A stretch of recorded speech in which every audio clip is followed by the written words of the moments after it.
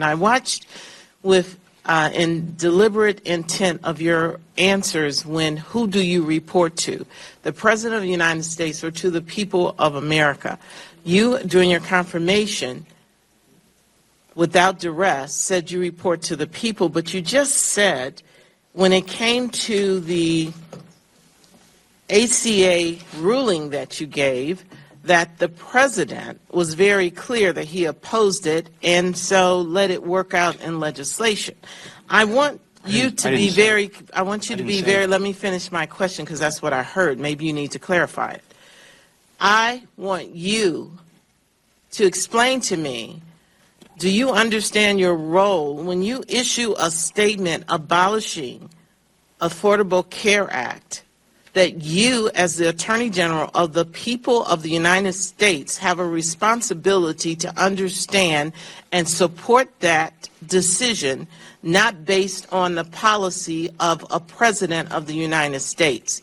It was clearly laid out the impact it would have, and I want you to respond to that because that's what I heard, sir.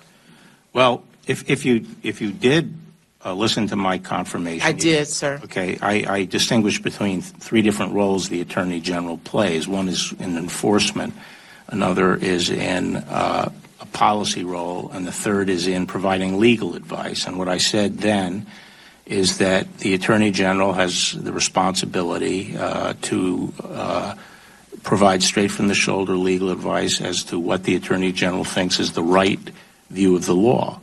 So in this case of ACA, you felt it was the right decision under the law to issue that you support abolishing the Affordable Care Act. That's your legal opinion. You didn't let me finish, which is that the first obligation is to provide your best view of the law.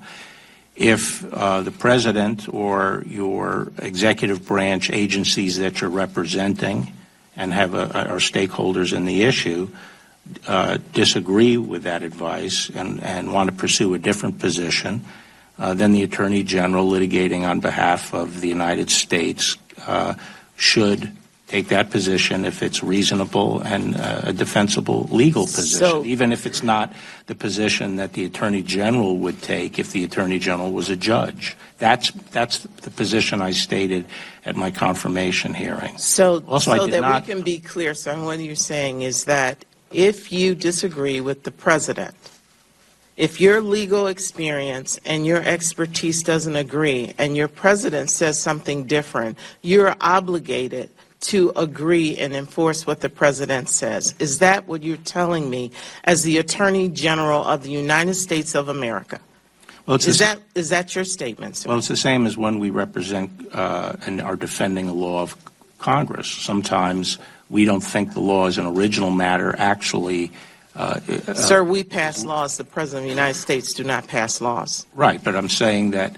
But I feel that if there's a reasonable and defensible argument that could be made to defend a statute, we frequently do that. Sir, I'm very concerned at this point. I am over my time, and I will come back at my second one, but I am very concerned with your statement. Thank you.